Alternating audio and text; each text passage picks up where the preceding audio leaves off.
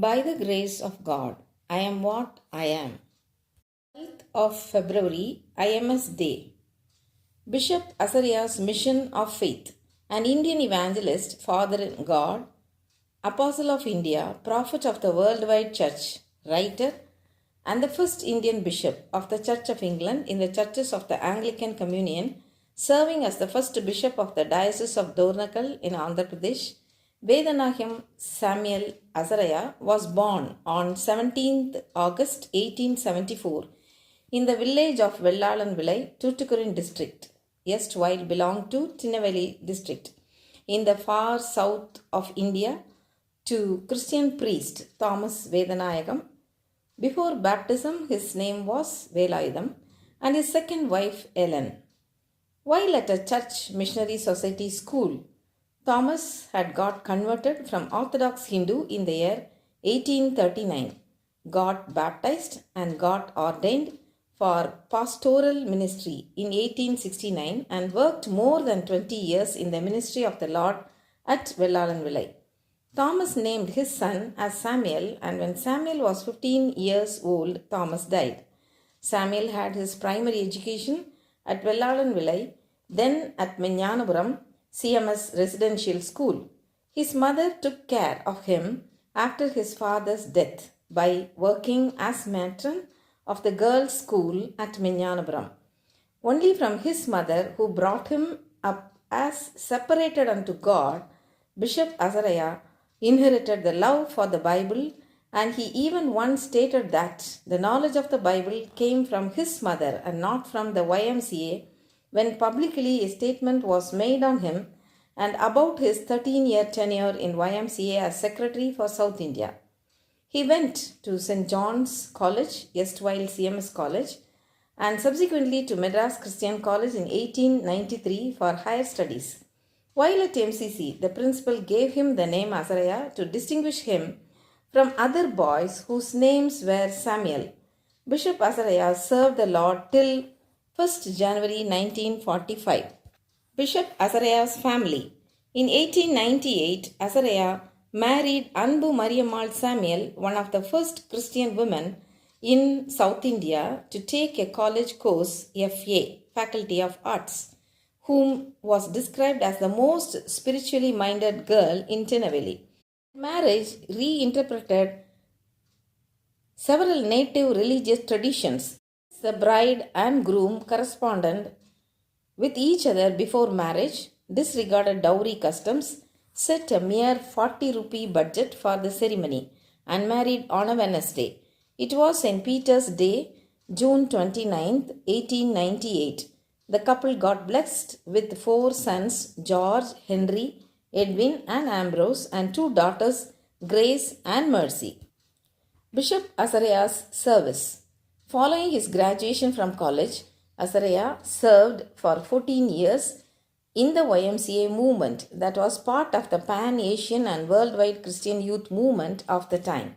Although Azariah traveled throughout Asia and met many important Christian leaders, his interest returned increasingly back towards India and the need for Indian Christians to convert fellow Christians. This reflected both the growing nationalist sentiment in India and the stated objective of European missionaries to establish self-governing, self-propagating churches in foreign lands. To further this evangelical effort, Azariah founded both the IMS, Indian Missionary Society, in 1903, based in Tinnevelly, whereby fellow Tamil Christians could evangelize among their brethren, and the National Missionary Society, NMS, in 1905. On Christmas Day 1905, in Carey's library at Serampur in West Bengal, the Interdenominational National Missionary Society was founded, with Azariah as its secretary and a mission to evangelize not only in India but also in Afghanistan, Tibet, and Nepal. His lifelong habits of self-discipline, early rising, simple living, methodical work, and unstinking self-giving were all formed in this period. Prayer was as natural and as necessary to him as eating and sleeping. He never spent the fraction of an hour without reading or prayer.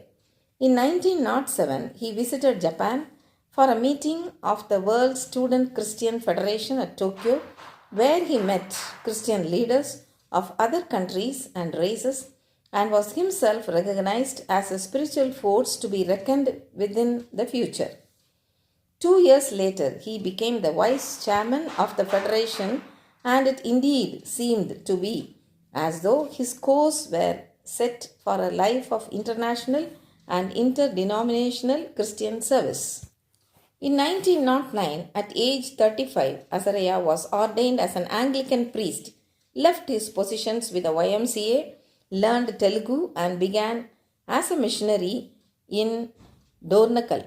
That mission has been started by the Indian Missionary Society of Tinnevelly, and Reverend Azariah continued to speak widely on the need for indignation, including at the World Missionary Conference held in the year 1910 at Edinburgh.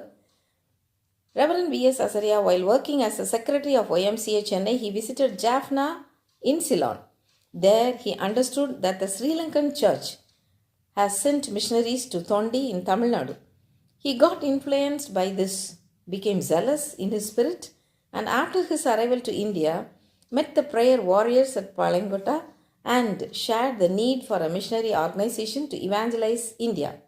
On 12th February 1903, at Chatram, where the Tinnevelly Darshan Press is located now, 8 priests and 20 laymen, along with Azariah, formed Indian Missionary Society with the motto Indian Man, Indian Money, Indian Management. I repeat, Indian Man, Indian Money, Indian Management. The first mission field of IMS was Dornakal in Andhra Pradesh. The General Secretary, Reverend V.S. Azariah, got the calling from God and went to Dornakal as a missionary on 15th July 1909. By the grace of God and the strenuous efforts of the missionaries, the first mission field of IMS became a diocese.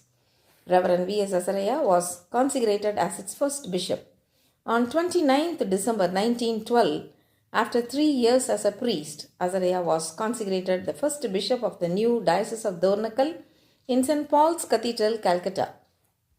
Dr. J.R. Mote, a missionary present on the occasion, called it one of the most impressive ceremonies he ever witnessed. 11 bishops of the province of India took part in the act of consecration, which made Right Reverend V.S. Azariah the first Indian to be consecrated a bishop of the Anglican Communion. Indians from all parts, and especially from the new bishop's own district of Tinnevelly, attended in large numbers to honor their distinguished brother. Canon Edward Sell's sermon on that occasion was soon published and remains available as found in the bibliography list number 1. In 1912, Bishop Azariah baptized 2 people who got converted in 1912 conference held at Sarampur. The place of baptismal site was the shore on the banks of the Hooghly River, the spot where on the last Sunday of the year 1800 William Carey baptized the converts. Azariah found 60 miles of jungle into which none of the missionaries had as yet penetrated. Dornakal was a jungle village, and Azariah lived in a tiny hamlet in the middle of the teak forest with barricades to keep out tigers and leopards at nights. He traveled all over the district preaching the gospel. Most of his flocks were drawn from the untouchable class and the downtrodden section of the community. The diocese of Dornakal, initially small, grew during Bishop Azariah's episcopate. Initially comprising the southeast corner of the Nizam's dominions in Hyderabad, it soon added the district of Dumagudam, where the Church Missionary Society (CMS) worked. In 1920, the Episcopal Synod resolved that all the areas in either the Low Church CMS or the High Church Society for the Propagation of the Gospel (SPG) evangelized in the Telugu state would become part of this diocese, transforming it into one of the largest in terms of numbers of Christians in India. Thus were added the watersheds of the Krishna and Godavari rivers, parts of the Kurnool and Kadapa districts evangelized by the SPG, as well as the areas in the Hyderabad state served by missionaries of the IMS of Tinaveli, the Singareni mission, the Kamalmet mission formerly under the Church Missionary Society, and the newly formed Donakal Diocesan Mission to the Mulang Taluk. Soon the new bishop started raising funds and designing a cathedral to reflect his diocese's multiple ethnic and cultural traditions, merging Muslim, Hindu and Christian architectural elements, which was finally completed and consecrated in 1936 as Epiphany Cathedral.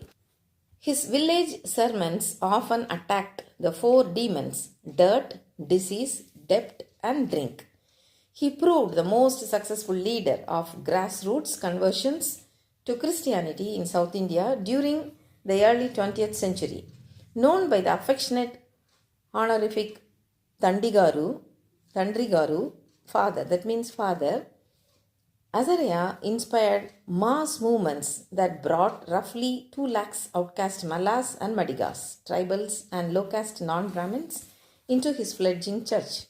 He also established a school to educate girls, later renamed for him.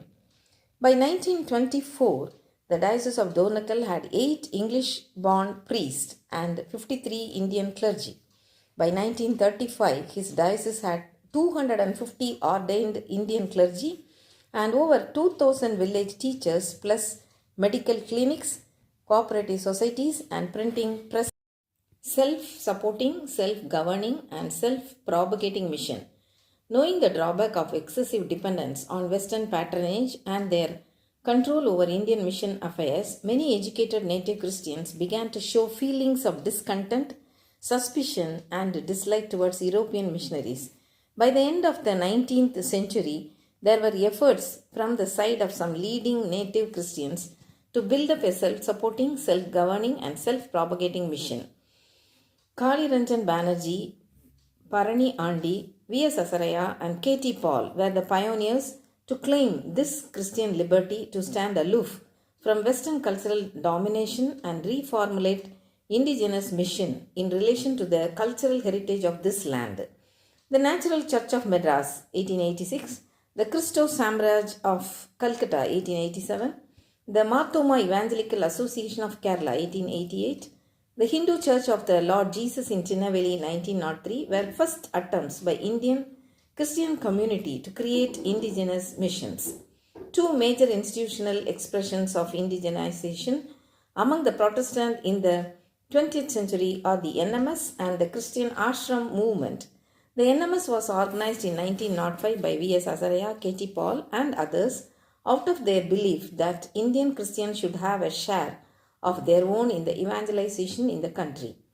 Its objectives were to evangelize unevangelized areas in India and adjacent countries and to stimulate missionary zeal in the churches. It was staffed by Indians, financed from Indian sources and organized on interdenominational basis. The native Christian leaders saw in NMS the beginning of a movement that might break the mission compound mentality of Indian Christians and help to organize the Indian Christians community along indigenous lines. The ashram is a very ancient institution in Indian religious tradition. Meditation and silence form the main features of it. As the idea of a life of withdrawal and meditation is part of Indian spiritual tradition, it is quite familiar to the Indian mind and therefore it has considerable popular appeal.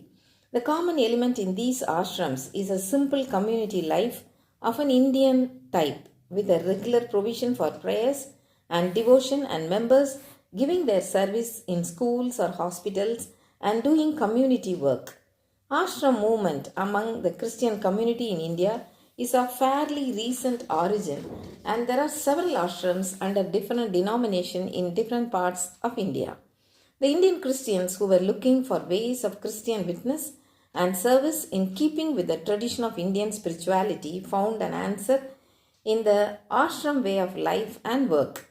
The year 1921 saw the beginning of a Christu Seva Sangam ashram in Pune by Father J. C. Winslow, Christu Shishya Ashram at Tadakoyam by Bishop Buckingham Walsh, indigenous missions had a great vision about mission work.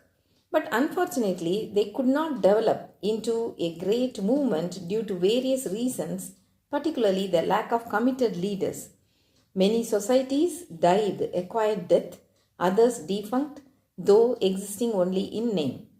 It is into this gap that the aggressive evangelizing mission groups stepped in. Social justice and ecumenism, Azariah's elevation to the bishopric as the first Indian Anglican bishop, amidst controversies surrounding his elevation to the bishopric and his work and accomplishments in that office, his rise in the Anglican Church began as a result of Azariah's desire to involve himself directly in the Indian mission field rather than simply encourage others to go out. He became superintending missionary for Dornakal in April 1909. By the end of that year, Azariah had been ordained as an Anglican priest by Henry Whitehead, Bishop of Madras, who seems to have already identified Azariah for the bishopric by this yearly date. The tenuous position of an Indian bishop under the Raj, English and Indian perspectives on Azariah's consecration with the issue of race in the Indian Church resulted subsequent failure of the Anglican Church to appoint another Indian bishop until 1945 after Azariah's death. Azariah's activities as Bishop of Dornakal were fruitful that individual and group conversions, building an indigenous church and diocese, and the training of teachers and pastors that resulted in the founding of the Dornakal Divinity School.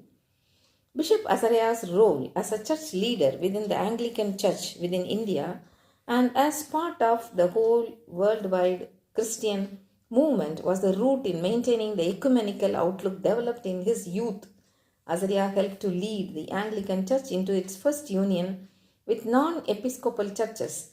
His primary concern, however, was always with his local community, so that the brilliantly adapted Christianity to the local church of Dornakal, providing a classic model for the third world of how to mix Christian essentials with the particularities of indigenous culture. Azariah's achievements in these areas earned him a worldwide reputation as one of the most successful modern Christian leaders ever to emerge from the extra-European world. Bishop Azariah also believed the church's mission should express its unity and thus continue to take a leading role in negotiating to reunite Protestant Christian missions in India. For many years, Azariah served as chairman of the National Christian Council of India, Burma and Ceylon. Bishop Azariah and Gandhiji. There resulted a split between Azariah, the neglected bishop of Dornakal, and the giant of Indian nationalism, Gandhiji. There were divisions between these two compassionate Indian leaders whose lives almost exactly paralleled each other and who both found their ground of being among India's poor and outcast peoples. Gandhi considered Azariah as his enemy number one. During battles over communal representation and religious freedom, the bishop became both an ally and leading foe of Gandhiji. While also an Indian nationalist, Azariah believed Hinduism inherently repressive and grounded in a destructive caste system. But Gandhiji saw conversions to Christianity as a threat. Although Gandhiji professed to consider all religions equal, he viewed Christianity in India as a component of British imperial rule. On the other hand, Gandhiji looked to Hinduism as the cultural force that could unite all India against British rule. Azariah saw in Hinduism, especially its caste system, a negative force in Indian life, and although he supported many of Gandhiji's secular nationalist positions, he did not entirely dismiss all aspects of Western culture or the British presence. Although they met a few times to discuss their differences and even united in their opposition to separate electorates, their religious and political disagreements kept them apart. and eventually led to open conflict over religious freedom. In the end, Gandhiji continued to view Azariah as his enemy, and Azariah was never able to escape his powerful critics' negative campaigns against both his life's work of Christian evangelism and British rule. In the end, Azariah was on the losing side of the great movement of 20th century South Asia, that is secular nationalism. There is no trace of Azariah and his accomplishments in the voluminous literature on Indian nationalism, and he has been relegated to a mere footnote in the history of the modern Indian state. Azariah studied mathematics like one of his elder brothers, who also became a missionary but never received a degree. He completed his coursework in 1893 but fell ill shortly before his final mathematics exam and later chose not to retake it. Later, Azariah would criticize those who flaunted their degrees without becoming BA, meaning born again. Right Reverend Azariah became the first and remained the only native Indian bishop of an Anglican diocese from 1912 until his death in 1945. At Cambridge University in 1920, he was awarded an honorary degree. He was present in the Lambeth Conference too in 1920 and 1930. As both an effective evangelist to Indian villages and a respected bishop in the British church hierarchy, Azariah provided a unique bridge between ordinary Indians and British elites during the late phase of their imperial associations. He was especially popular in rural Andhra Pradesh, where he was known by the epithet Dalit Nayak, leader of outcasts. He was an esteemed builder of Protestant unification within India and a pioneer of the ecumenical movement globally. Bishop Azariah, the writer, Bishop Vedanayagam Azariah with Bishop Henry Whitehead wrote Christ in the Indian Villages in 1930. In 1929, he published 2 articles in the International Review of Missions. In 1936, he published India and the Christian Movement and South India Union, and so many others. Bishop's Home Call. Bishop Azariah died on 1st January 1945 in Dornakal. He was laid to rest as the sun was setting in the garden of his beloved cathedral outside the east wall immediately behind the altar, and as his coffin was carried to the grave very softly, the Telugu Easter hymn Victory to the Risen Lord was sung. At the time of his death, Dornakal was a diocese with 2 lakhs members. 2 years later, one of his dreams was realized and a united Church of South India was formed, for the first time unifying an episcopal church with non-episcopal churches, Congregational, Presbyterian and Methodist, since the Reformation. The diocese's only college, Bishop Azariah College in Dornakal, is also named after him and educated both Christians and non-Christians. The girls' school, which he established, was also renamed in his honor.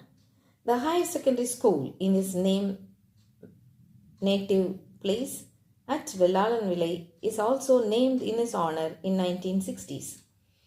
There is a memorial window to Bishop Azariah in St. Mark's Church, Bromley, South East London, where he is accompanied by Bishop Samuel Ajay Crowther and John Patterson. He is remembered in the Church of England on 2nd January with a commemoration. Vibrant and guiding force from Bishop Azariah's service to our society. As a bishop, Azariah was blameless, modest, patient, and well reported of even people outside the church. He was the first to patiently introduce and involve native culture with Christian forms in all possible ways. He had the vision of Indians being missionaries in their own country to their own people, presenting the claims of Christ to them and lighting the fires of the evangel in their hearts. Bishop Azariah had a burning zeal for Christian unity. As a missionary priest, Azariah regarded himself primarily as an evangelist.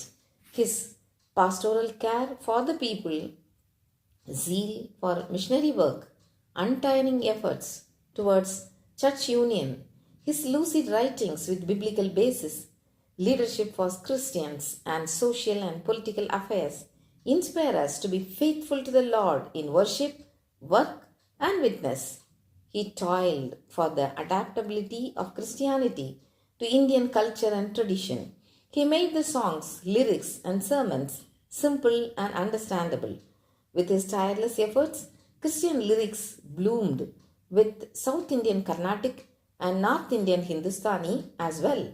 He encouraged the local people who played violin, mridanga, and tabla. He was admired by Mahatma Gandhi and Baba Saheb Ambedkar as one of the disciplined Christian leaders of the country. He played a major role in church union negotiations and paved way for the formation of the Church of South India in 1947 after his heavenly abode. Bishop Azariah was the Moses who the South Indian churches to the promised land of one church, one faith, one baptism, one Lord. But like Moses, he did not live to see the fruits of his labor. The references taken from the Project Canterbury Strengthened with Might, a sermon preached in the Cathedral Church of St. Paul, Calcutta, on the occasion of the consecration of the first Bishop of Dornakal by the Reverend Canon Edward Sell, D.D., Madras, printed at the CLS Press 1912. The second reference is Carol Graham, Azariah of Dornakal, SCM Press Limited, London, May 1946. And the third reference, Reverend N. Christine Chakravarti, Bishop Azariah, Every Christian a Witness, Light of Life, January 1996, pages 33 to 39. Fourth reference, Beck on Harper, In the Shadow of the Mahatma, Bp.VS Azariah, and the Trials of Christianity in British India, Grand Rapids, William B. Edmonds Publishing, 2000. And the final reference is Right Reverend Dr. A.R. Chelias, Bp.VS Azariah and his contribution towards Church and Ministry, 2022 edition, collected by Dr. IndraGetzyDavid, Tirunelveli.